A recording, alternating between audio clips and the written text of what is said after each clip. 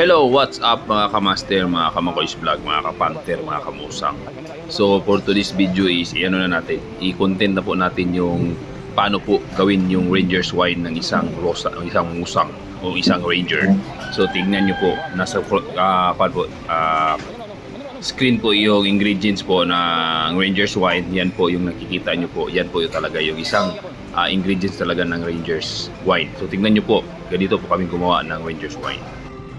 So ito na po mga kamaster, mga kalodi. Before po yan, i-shoutout po natin yung mga followers natin. So solid followers nyo po from Hingoog City.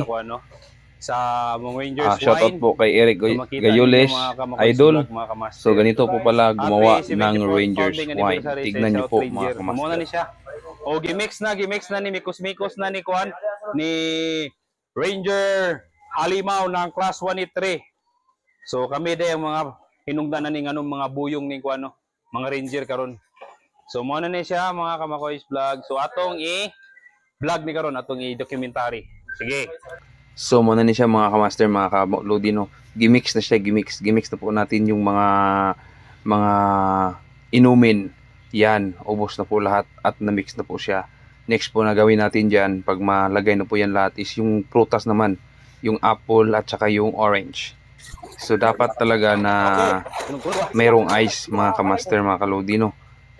Para ano po, hindi po siya masyadong matapang yung alak at saka masarap po siyang inumin. So yan, nakikita nyo po sa video.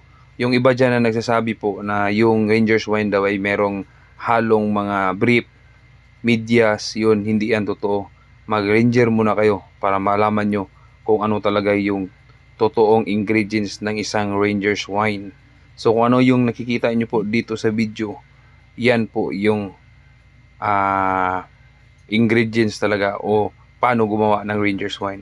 So shout out po sa nasa likod natin, yan po si Ranger's Patak Volume 1. Shout out po sa kanya, sikat din yan na vlogger ng Army.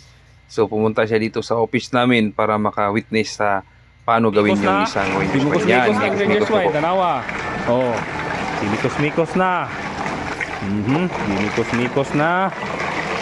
Yaron gunita. Yaron di musuka. Di musuka.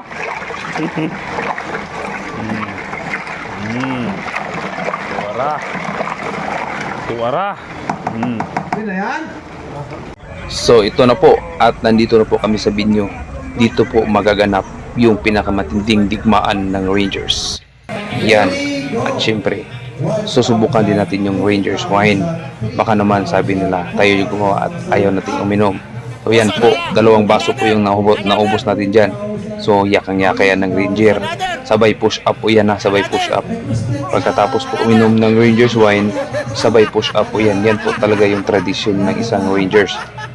So tingnan nyo mga kamaster, mga kamakoys vlog, mga kamusang, o another round. Yan yung sinasabi na Rangers lead away. Mas mabuti ng huwag mapahiya kaysa mamatay, di ba? Yan yung sabi ng Rangers. So Rangers lead away yan. Tanawa, tingnan nyo mga kamakoys vlog, mga kamaster. Di ba? 1 count lang yan ni Makoys vlog yan. So happy 74th founding anniversary ng Rangers. So nakita nyo naman po kung paano namin ginawa o pinipare yung Ranger's wine. So ganyan po kami mag-prepare, walang halong biro. So bigyan ko po kayo ng one week para sa lahat ng followers natin. 1, 2, 3, 4, 5, 6, 7, 8, 9, 10. 1 for you on 1 for the Ranger. Salamat mga kamaster, mga kaboys.